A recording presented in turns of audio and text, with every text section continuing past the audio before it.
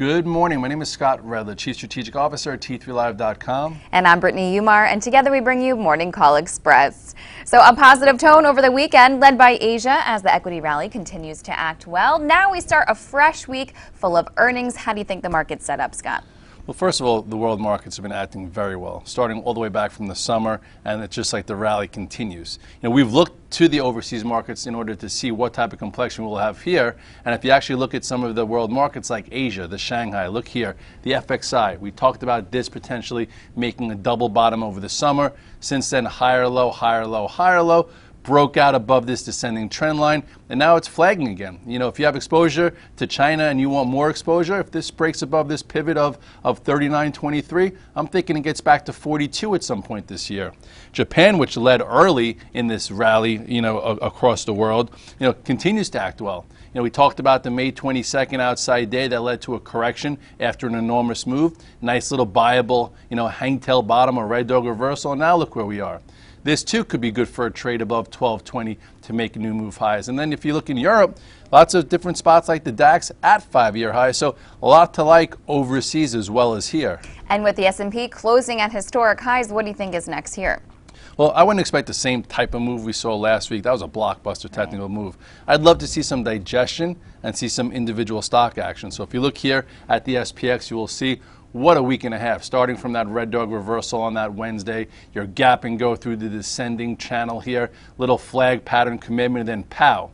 So now let's see if we could hold above the prior high of 17.29 and go sideways and go. You remember the last few times, this was a breakout failure, this was a breakout failure, that was one. So if we digest above 17.29, we could see the higher end of our target closer to about 17.65. And over the weekend, of course, there was the big news of that big settlement with JP Morgan. What kind of effect do you expect that to have on the banks this week? I think they're going to be thinking, where else could the government knock on the door and try and use them as a piggy bank? But I think if you look at the chart of JP Morgan, overall, it's trying to negate that. Remember that, that negative head and shoulders top when it broke above this trend line. So if you take a closer look here, I think as long as JP Morgan stays above, just say, 53.50 above this area, I don't think there's going to be that much pressure on the banks. And let's hope government lays off a bit. Well, and in looking for potential setups out there, it looks like some ag stocks could be waking up. Do you see some potential opportunity there? This is a laggard group, but I think everyone's looking for more action in the market. So if you haven't been caught, there's a few different gaps here. You look at MOS, you'll see the chart pattern here.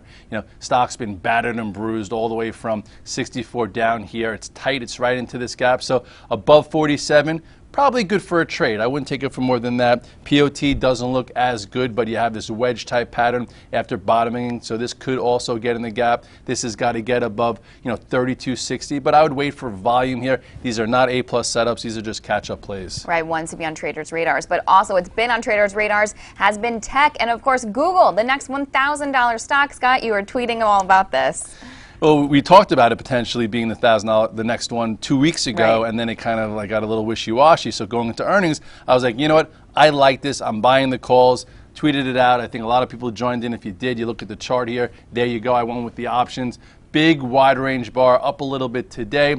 I think it's hard for you to buy now. You probably have to wait for a setup. What was that? 1,015 was Friday's high. That's your pivot. Let's see if you can hang out above it. If you were in it, trim and trail. If you're not, wait for a setup. Just don't go out there and buy it, but I think it can go higher. And sticking with tech, we have got earnings coming up from Netflix after the close today, and Apple, which has been acting well. We have that next week.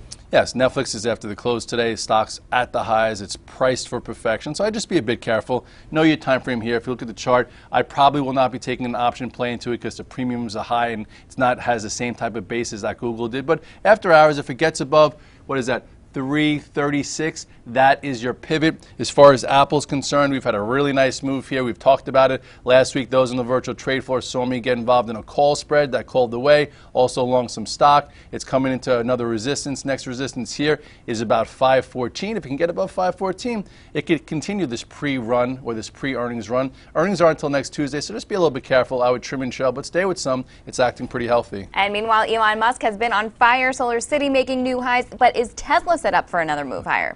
If you take a quick look at Solar City, we were all over this last week. You look here, people were chatting about it, talking about it, nice bull flag, powerful.